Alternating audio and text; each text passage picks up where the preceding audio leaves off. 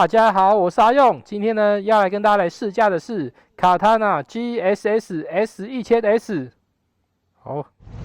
上车喽！哦，终于可以试骑卡塔纳了。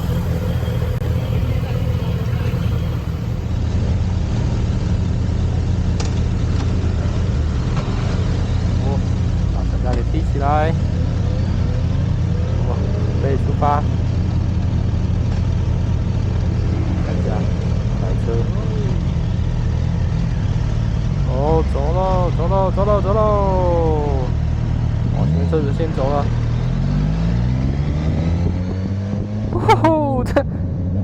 哦，这油门夹起来好顺畅哦！哇塞，这引擎声听起来好爽哦！它真的比我觉得骑起来想象中的那个动力还要来的沉稳，还要顺畅。它不像一般我们觉得说，好像可能到了公升级的时候会变得很难控制。它出乎意外的让我觉得说，控制起来非常的好控制哎。哇，卡塔纳这一部车啊，我真的是期待非常的久。那因为从我2009年的时候看到它发表的时候吧，然后那时候就觉得说它的外观上面，真的让我觉得说是非常的有特色，因为它用的那个造型其实跟我们以往看过的那种街车的造型其实差异算是蛮大的，所以这也让我觉得它是一个相当特别的一个设计。卡塔纳这台车子啊，我一开始看到它上市的时候，然后我觉得还蛮特别的，因为老实说，其实之前我并不知道有这台车子啊，因为卡塔纳呢，以它的历史来说，它是在1981年的时候，第一代的时候开始上市的。那1981年的时候，根本我就还没有出生啊，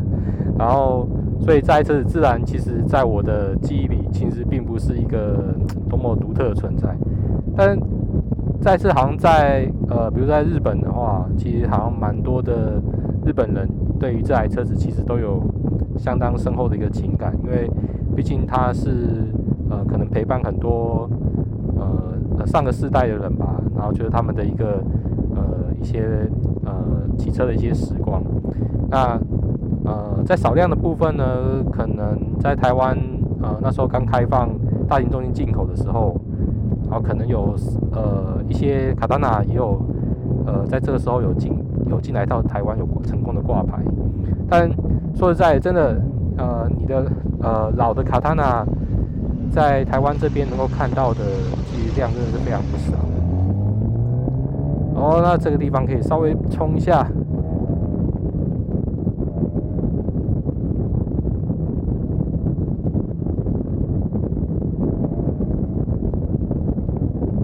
这悬吊很沉稳，你不会觉得说操控起来感觉很浮，可能车重也是有一个关系吧。因为到公升级的时候，这样的一个车重，然后动力，然后搭配这样的悬吊，其实你骑起来的感觉是比一个还蛮沉稳的一个 feel。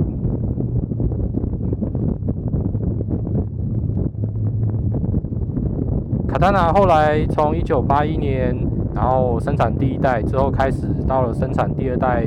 直到2000年千禧年的时候停止了生产，然后其实很多人因为知道说他在2000年的时候停止生产，其实感到相当的惋惜啊，因为就卡塔纳的整体的车子来说，它真的是相当独特的一个设计啊。所以到了19年后，2019年的时候，知道卡塔纳这边又要重新开始生产的时候。很多老刀跟旧刀的迷啊，真的是听到这个消息是非常的一个振奋。但是，因为它又是一个新的刀的是一个设计，所以很多人就会喜欢拿它跟老刀跟旧刀这边来，然后但是以它的外形这部分来做比较啦。那我个人是觉得啦，它的外观上面是有保留当年的一些许多一些经典的元素啊，像是它的一些那种流线的一种造型，它从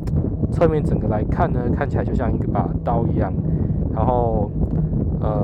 你可以看到到处的地方都有一些当年的一个车子的影子。然后经典的这部分当然是在它的车头这地方应该用上方形这个灯。那方形这个灯其实对于我们对于这种复古车来说，其实是蛮经典的一个元素。那像是比如说在60、70年代，其实那时候也蛮多车子的复古车的元素是用那种圆形的灯。那卡塔纳在这边它是用上了一个方形的灯作为它的一个特色的一个标记。然后不管是第一代的刀跟第二代的刀，然后一直到现在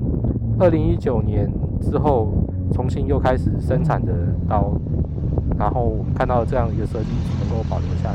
真的是觉得相当很高兴啊，就是有传承到它的一些设计上面的精进。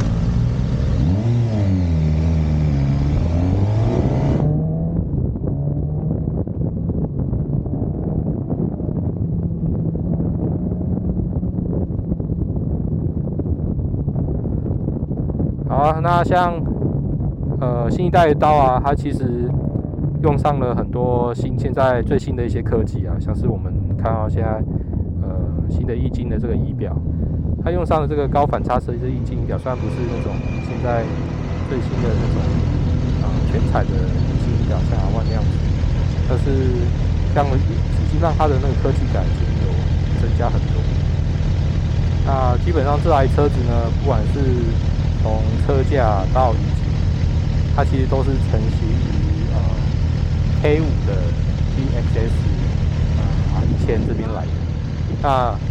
K5那个时代呢，就是2005年嘛，然后基本上我们现在的 GXS S1000F， 然后其实也是从当年的阿鲁1000这边修改而来。那这颗承袭于 S1000的引擎动力呢，其实在国外是有150匹马力，在11000转的时候产生。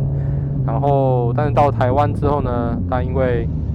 我们台湾的神奇的法规的关系啊，那所以它的动力的部分稍微被调降了一点，降到了146匹马力，然后转速的部分被限制在9500转。那可以看得出来，其实马力这部分下修的关系，就是因为转速的这个地方被限制住了。然后不过其实我觉得它算是还好了，因为很多车子呢进到台湾来之后，因为法规关系，动力的部分都被减少了非常的多。那所以像从150匹降到146匹，我觉得算是已经是相当的不错了，因为至少没有掉太多。那像这种公升级的复古街车啊，其实我最直觉的想到的就是 CB 1000R。那我之前去试过它了，然后其实它现在骑起来的感觉跟它差非常多。那我们知道 CB 1000R 也是一样，它的动力几乎被砍掉了一大半了。然后跟现在这一台，它还能够保留146匹的引擎的卡塔纳，其实骑起来感觉是有差，在动力输出的地方是有差蛮多的。那不过整体来说，其实这两台车子我觉得骑起来的特性其实算是蛮接近的。我可以感觉出来，他们可能要带给骑乘的骑士的一种感受，就是一种悠闲的骑，然后要给你一个丰沛的一个动力的一个动力输出。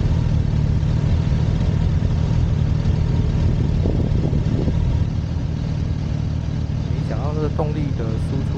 它好像可以去做3段的 TCS 的一个调整。要怎么调啊？我看一下，我们从 Mode 这边去按，然后上下去调就可以。不过现在多了电控之后，然后对于这种的车种，其实它可以去适度的去调整它的动力的输出啊，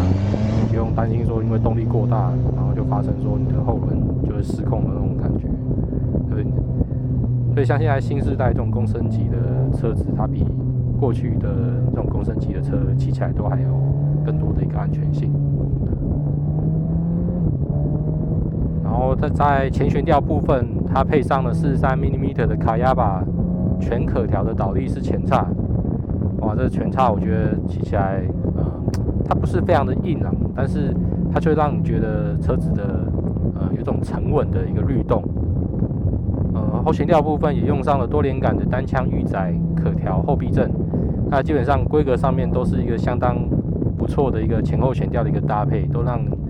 骑士这边可以针对个人的一个需求，可以做自我的一个调整这样。然后前刹车用上了 Brembo 的对向式活塞辐射卡钳，然后搭配320mm 的双浮动碟盘，然后后刹车用上如性的单向浮动式的单活塞卡钳，然后搭配220mm的固定碟盘。然后基本上从引擎到刹车这部分的一个规格，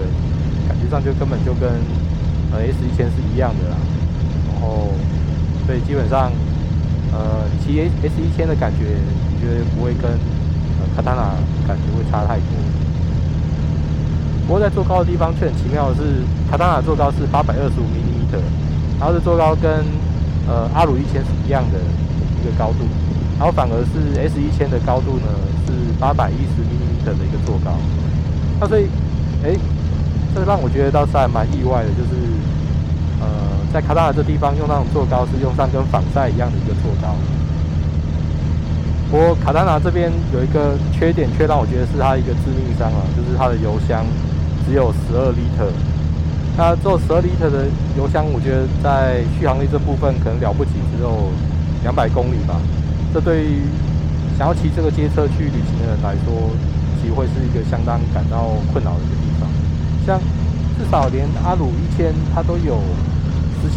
还16 L的一个油箱的容量吧，然后就Katana这边居然只有给到12，而且连 S1000的话也有17L的油箱容量，而且Katana跟 S1000的车重都是一样是215公斤，然后可是在油箱容量却差了5公升，所以我觉得在这一点却让Katana这边少了很多一个实用性。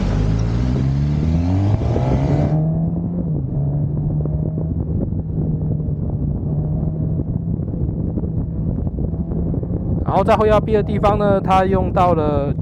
旧款的阿鲁1000的后摇臂啊，所以我觉得在后摇臂的稳定性这一点其实也没有话讲。以这台车来说，在日常这样子一个使用，或者是甚至你真的要小配一下的时候，这样一个车架的刚性，然后这样一个前后悬吊的搭配，包含它的一个刹车，其实都是非常的够用。那这台车子难道它的缺点就只有油箱容积的问题而已吗？其实并不是，应该说，其实我觉得它的最大一个问题就是说，它没有自己的一个独特的一个动力或是悬吊的这部分一个特色啦。然后我觉得这一点在于说，你日后会去想到这台车子的一个体验的感受，这地方是一个非常重要的。因为每台车子它要有一个独特的自己的特性，其实这个特性不只是反映在你外观的不同而已。然后包含说它的一个动力的一个单元的一个特色，或是它一个悬吊的一个特性。来了，最后的大直线冲刺！哈哈哈！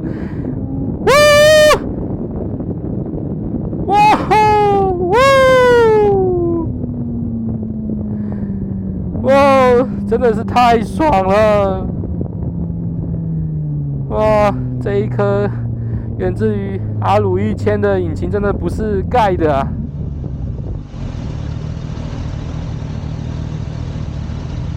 饱满充足的这个动力，